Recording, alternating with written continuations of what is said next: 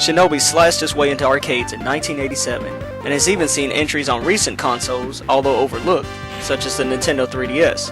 However, I believe the apex of the series is Shinobi 3: Return of the Ninja Master.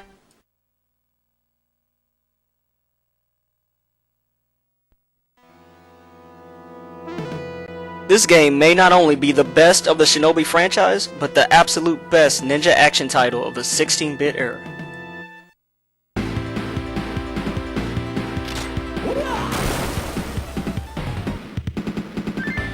Picking up the story of the Shinobi saga from where Revenge of the Shinobi left off, the Neo-Z criminal organization has reared its ugly head once again, threatening world peace, and only Joe Musashi has the ninjutsu skills to be able to put an end to their evil deeds.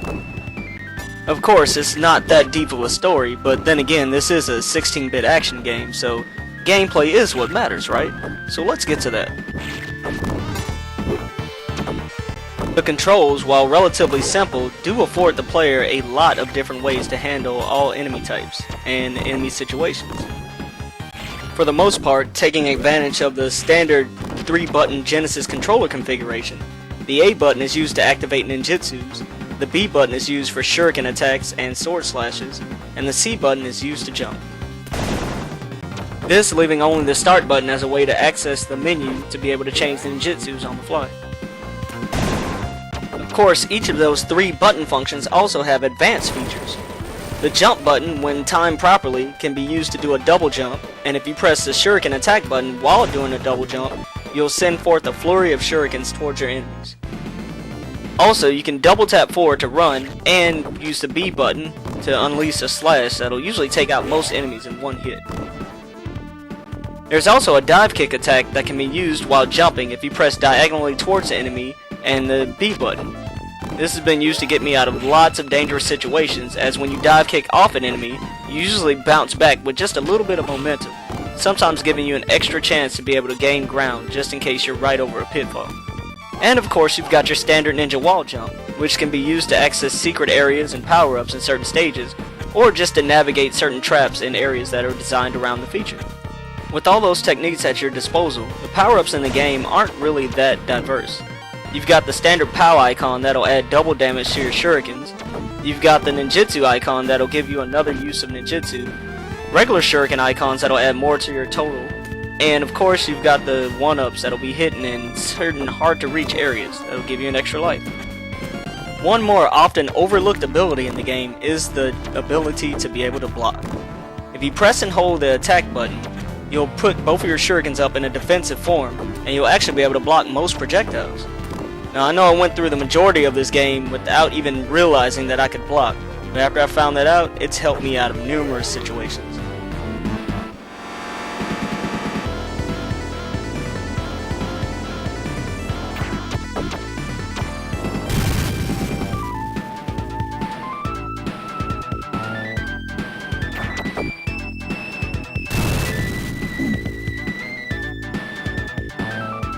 Touching on the various ninjutsus at your disposal, you have Ikazuchi, which surrounds you in a high voltage shield of invincibility, Karyu, which summons forth a blazing dragon that raises all enemies to cinders, or even significantly damages bosses, Fushin, which allows Joe to jump nearly twice its standard height, and Mijin, which causes you to self-destruct, dealing extreme damage to all enemies, but at the cost of one of your lives.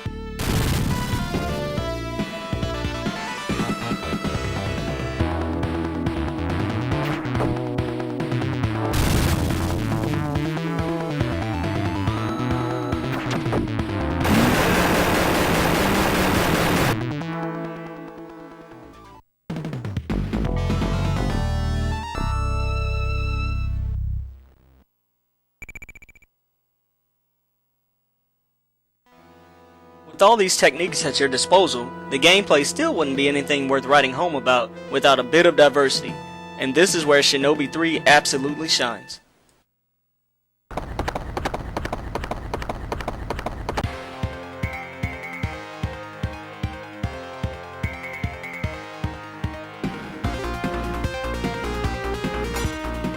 From enemy and boss designs to just the simple action of being able to link each stage together believably within the universe, Shinobi 3 really puts forth its best efforts. Although you could make the argument that the action still remains relatively similar through each stage. Just the way the levels are linked together, and the various environments that are used within the stages, and of course the various gimmicks such as horse riding or surfing across open seas, or even riding an elevator up and climbing through perilous traps. Each one of them brings a level with a new experience that isn't matched by the previous one.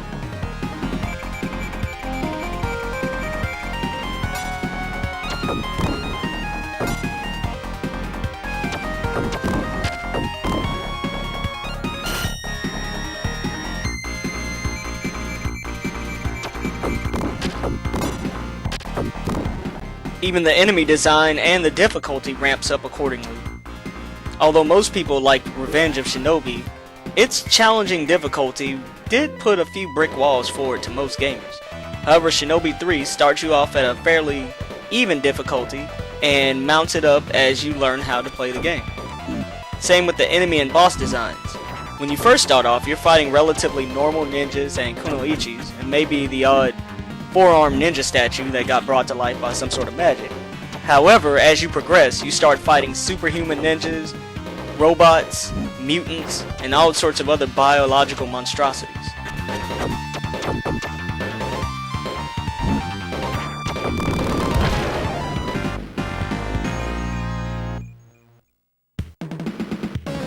Speaking of Revenge of Shinobi, let's move on to the soundtrack. Now, I know that the soundtrack of Revenge of Shinobi is very much lauded by fans, as it was composed by the great Yuzo Koshiro. And while most of his music really does shine overall in any video game genre that he's involved in, I think it was highly overrated when compared to Shinobi 3's soundtrack.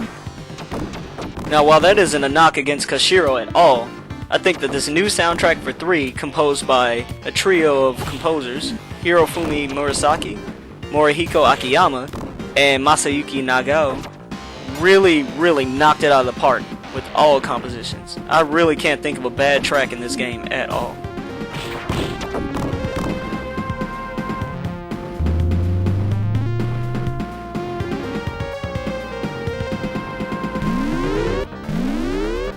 All the themes composed are extremely scene-setting, and some even seem to use the background noises to even greater effect, blending in with the music and helping it stand out even more.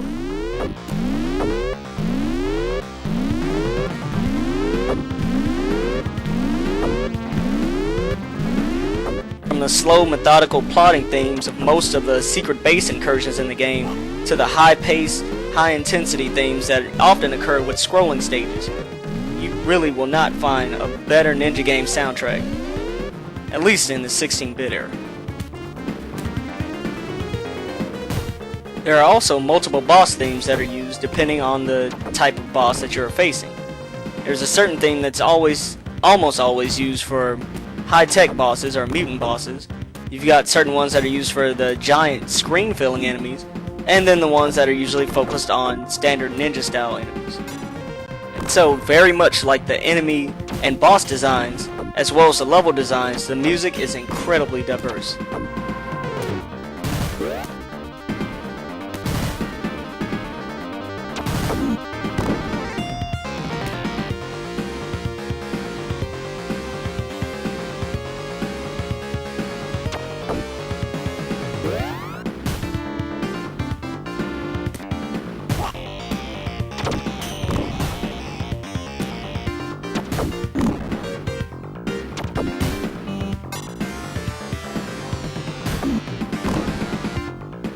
Last but not least, the graphics.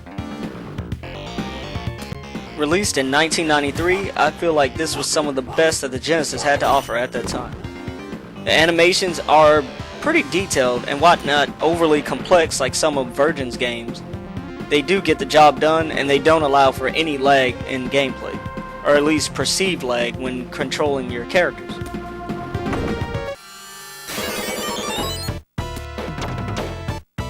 Of course, some of the stages may seem just a bit bland by comparison to other games. You do have stages where they try to have a technical tour de force complete with parallax scrolling in the background that seems to have nearly endless layers to just the various lighting effects that create a great sense of ambience in the stage. The art style itself is superb though. with new enemies being introduced in each stage and hardly any palette swaps to be found thereout.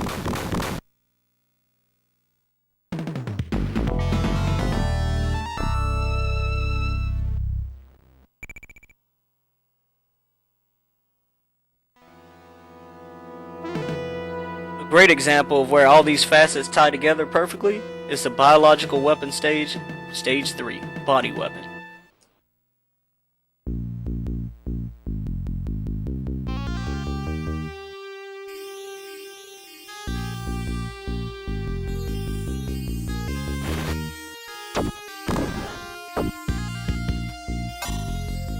The slow plodding bass combined with the electronic representation of traditional Japanese instruments are what you at least expect from a ninja-themed video game, as well as the biological tanks being lit up in stasis in the background, complete with scrolling. Just really bring everything together here, and it just gets even better going forward.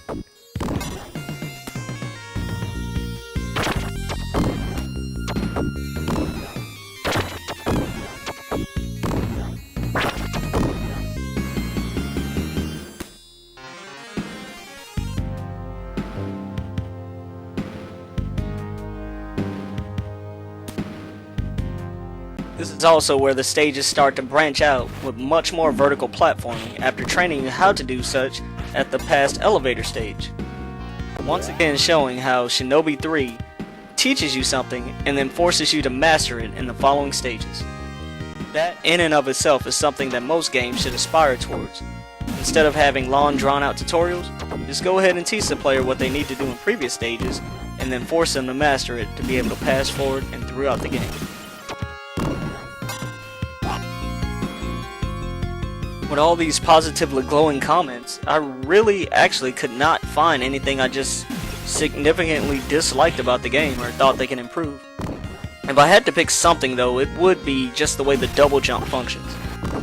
It does function similarly to the way it would in Revenge of Shinobi, and it just seems a little stiff in execution. It's a little unforgiving with the timing and can cause you lots of deaths in later stages that require pinpoint accuracy when platforming. Of course, that's what the high jump jutsu is for, but you might not want to waste a jutsu skill on that just because some of the bosses might be able to be a little bit easier to brush by when using more of the damaging ones. So if they would have just at least had an easier to use double jump, this game would have been near perfection. And the most amazing thing about it today is that it's still relatively cheap.